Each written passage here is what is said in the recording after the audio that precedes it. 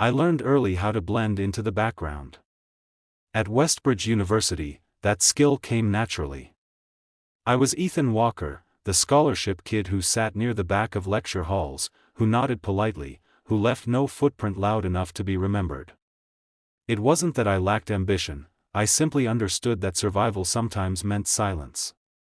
On a campus ruled by confidence and legacy, invisibility felt like protection. Ryan Carter was the opposite of invisible. Everyone knew his name, even those who didn't care about football.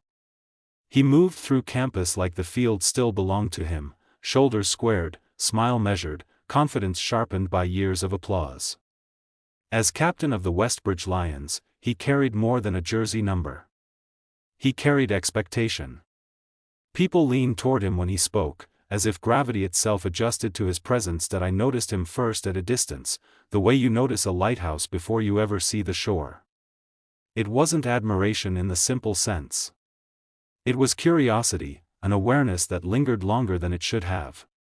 When he laughed with his teammates outside the athletic center, something in his eyes always seemed a half-step removed, as if he were listening to a different conversation altogether. We shared a modern literature seminar on Tuesday mornings. Ryan sat 2 rows ahead of me, usually surrounded by noise. I sat alone, notebook open, pen steady. The professor once paired us for a discussion on narrative voice. Ryan turned around, met my eyes, and smiled, not the public smile he wore for crowds, but something quieter, uncertain. "Ethan, right?" he asked, already knowing the answer. I nodded, surprised. "Yeah. I'm Ryan." He paused, as if waiting for applause that never came, then added, "I like what you said about unreliable narrators." The compliment landed heavier than it should have. I managed a thank you, and we spoke for the remainder of the class in low voices, about books and pressure and how stories often hid their truths in plain sight. When the bell rang, Ryan stood, shouldered his bag, and hesitated. "See you around," he said. He didn't say it to anyone else. Over the following weeks, our conversations became brief but consistent. A nod in the hallway. A shared joke before class. A moment of silence that felt intentional rather than awkward. I learned that Ryan hated early mornings and loved old black and white films. He learned that I worked nights at the library and preferred listening to people over speaking myself. Lucas Carter appeared everywhere Ryan went. She was polished, warm, and undeniably kind. People spoke of her with admiration that felt earned.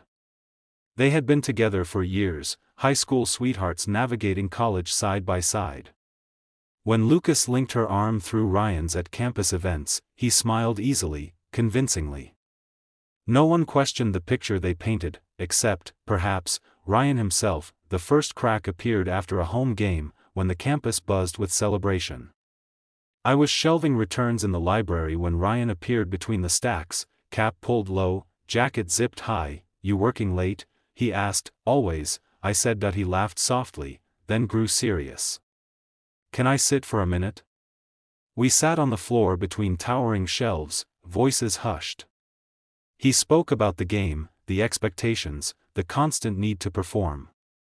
His words were careful, but the weight beneath them wasn't. "Do you ever feel like you're living a version of yourself someone else wrote?" he asked. I didn't answer right away. "All the time." That night, as he stood to leave, his phone buzzed. Lucas's name lit the screen. He declined the call without explanation. Something unspoken passed between us, fragile and electric. Noah Brooks noticed before I did. He always did. My closest friend had a talent for reading what I avoided naming. "You're smiling at your phone again," he said over coffee. "That's new." "It's nothing," I replied, too quickly. Noah studied me. "Nothing has a name now?"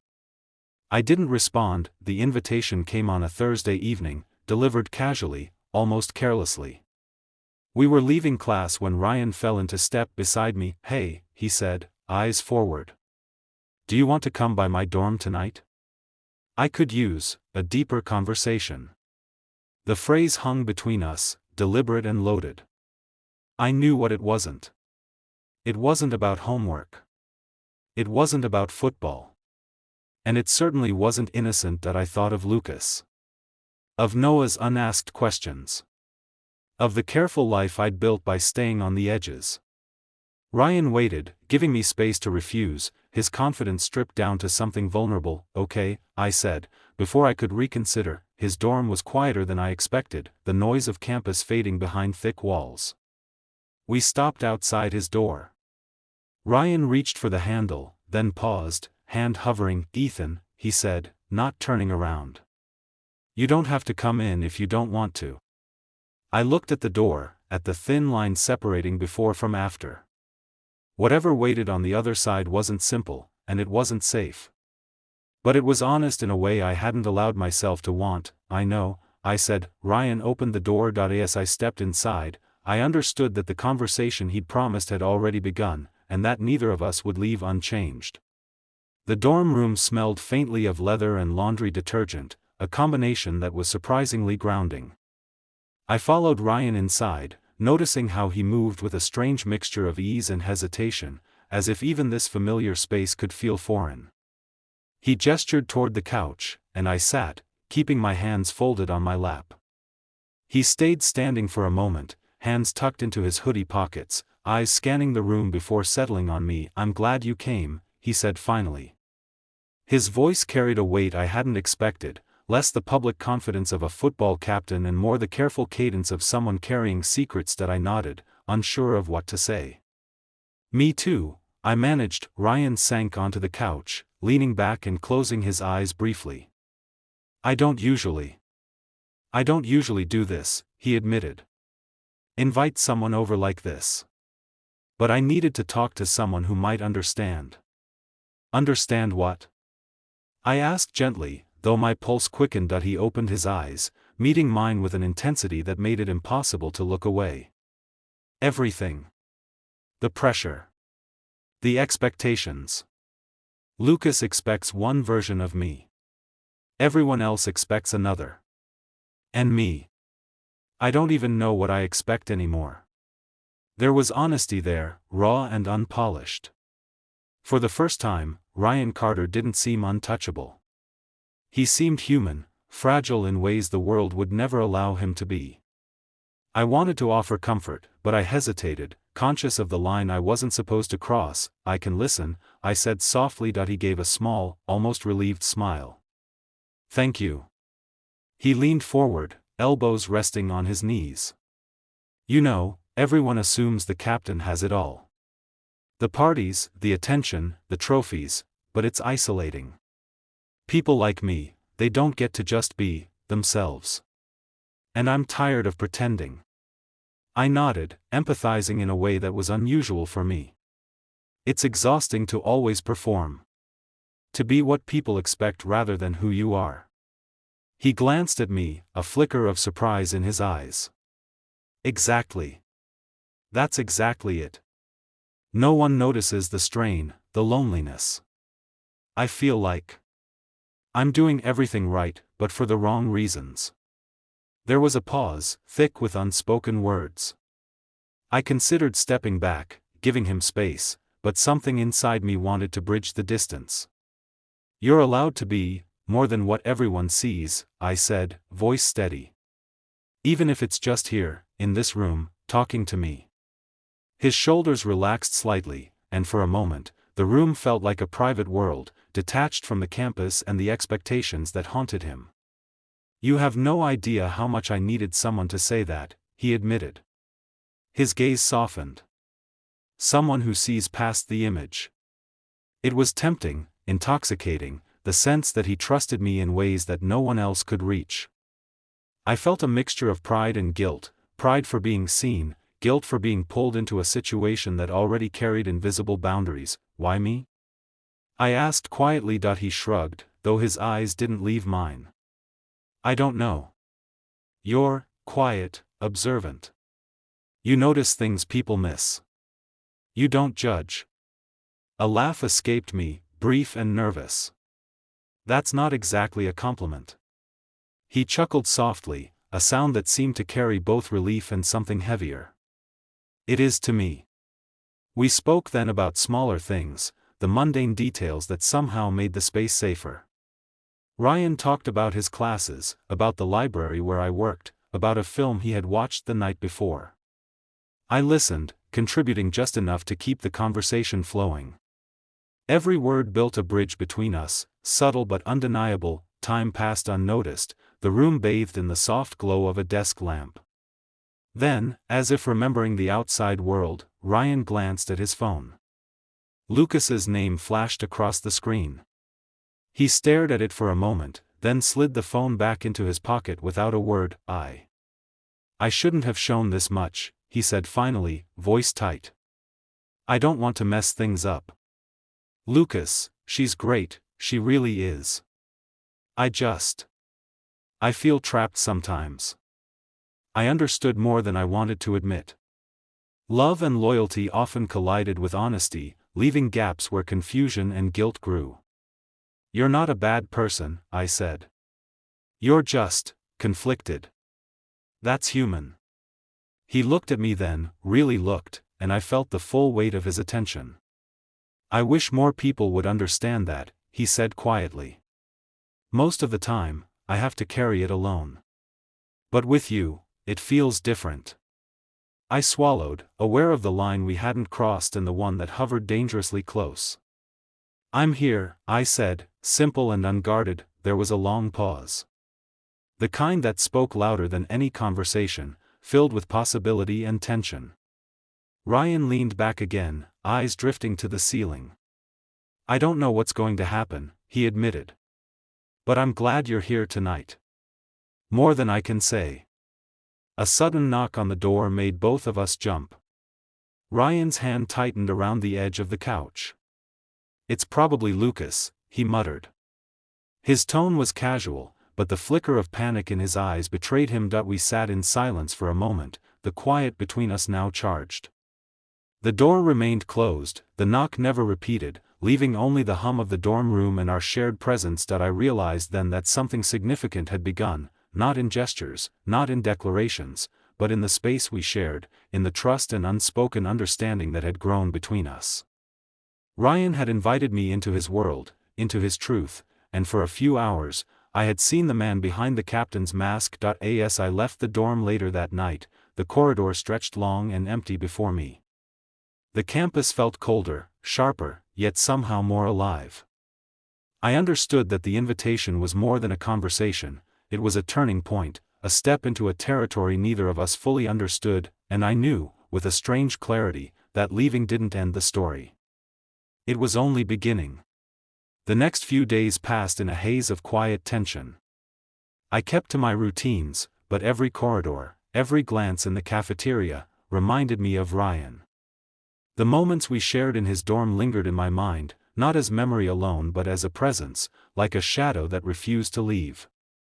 I tried to focus on my studies, my late shifts at the library, even casual conversations with Noah, but nothing could fully distract me from the pull of what had begun. Ryan reached out first, text messages that were casual on the surface but loaded with undertones only I could read. Library, one read. Another, need a second opinion on something. Every message brought the same mix of anticipation and apprehension. Noah noticed before I could even explain. You're acting different, he said over lunch, cutting into a grilled chicken salad as if it were a confession. Something's happening with you and the captain. I looked at him, reluctant to speak. It's nothing like that. Noah's eyebrows rose. Right. Nothing. You've got the same look he does when he's hiding something, like it's exciting and terrifying all at once. I couldn't deny it, not entirely. Ryan's presence had a gravity that tugged at me in ways I hadn't expected, and I knew that whatever was happening was dangerous. Not because it was overtly wrong in a physical sense, but because it already breached invisible boundaries, the unspoken agreements of loyalty, friendship, and honesty. By midweek, our interactions had shifted from casual check-ins to longer, more deliberate conversations. One evening, after a seminar on creative writing, Ryan asked me to walk with him across the campus quad. The night air was crisp, and the lampposts cast soft circles of light on the wet pavement. I can't keep pretending, he said suddenly, his voice low and deliberate. Lucas, she doesn't deserve this, not from me. I stopped, looking at him closely. The football captain, the figure everyone admired, was unraveling before me, exposing the same vulnerabilities I had glimpsed in his dorm. Then what are you going to do? I asked that he shrugged, running a hand through his hair. I don't know. I can't just leave her. Not like that. But I can't keep pretending either. It's like I'm stuck between who I should be and who I am. I wanted to reach out, to bridge that chasm, but I hesitated, aware that my role in his inner turmoil was already too significant. You have to decide for yourself, I said carefully. No one else can make it for you. He nodded, and we continued walking in silence. There was a tension that wasn't uncomfortable but palpable, like electricity hovering just above the skin. Each step seemed to carry us closer to something unnamed, something we both knew would change the balance of our relationship irreversibly. The next night, Ryan appeared at the library where I worked, not as the captain, not as the admired athlete, but simply as a man who needed someone to see him. He leaned against the doorway, a subtle smile tugging at the corners of his lips. You're here later than usual, he observed, stepping inside. I have a paper due, I said, pretending the mundane explanation could mask my racing heart. He moved closer, stopping just a few feet away. I need to talk to someone I trust. Can we sit? We found a quiet corner, away from the stacks. He spoke of expectations, of games won and lost, of the invisible pressures of maintaining a public image. And then, without preamble, he said, I've been thinking about what happened in my dorm. About us. I froze. The air seemed to thicken. Us? I repeated, carefully. Yes, he said, leaning back in his chair. I didn't know it then, but I think I was looking for someone to understand the part of me that isn't seen. You saw it, Ethan. You really saw it. The word sent a shiver down my spine. I understood the depth of his meaning. This wasn't about attraction alone, it was about recognition, the human need to be truly understood. And yet, I felt the tug of guilt. Lucas was real, and her presence, even unseen, weighed like a shadow across Ryan's confessions. I don't know what to say, I admitted, my voice barely above a whisper. You don't have to say anything, he replied. Just be here. That's enough. Over the next few days, our secret communication intensified. Texts, fleeting hallway glances, study sessions that stretched into late-night talks. Each interaction, innocent in isolation, compounded into something undeniable. I found myself thinking about him constantly, aware that we were treading a line that could never be fully retraced. Rumors began to drift through campus, subtle whispers that hinted at something unusual. Ryan's behavior, his sudden quietness, did not go unnoticed by his teammates or by Lucas. She approached him one evening at a football practice, calm but perceptive. You've been distant, she said, voice even, almost rehearsed. Is everything okay? Ryan's response was careful, measured. Just tired. Classes, practice, he offered a smile, but the tension in his shoulders betrayed him. Later, he admitted to me that he had lied, not maliciously, but to preserve appearances. I can't let anyone know what's happening, he confessed. Not Lucas. Not anyone. It's easier to hide than to explain. I understood, yet the weight of secrecy pressed on me, a quiet guilt that refused to be dismissed. I was caught in a delicate dance between connection and conscience, each step forward pulling me deeper into Ryan's world, each step backward tempting me with relief. One evening, as the sun dipped below the horizon, casting long shadows across the campus, Ryan and I found ourselves again in the dorm hallways, voices low. I don't want to hurt anyone, he admitted, eyes distant.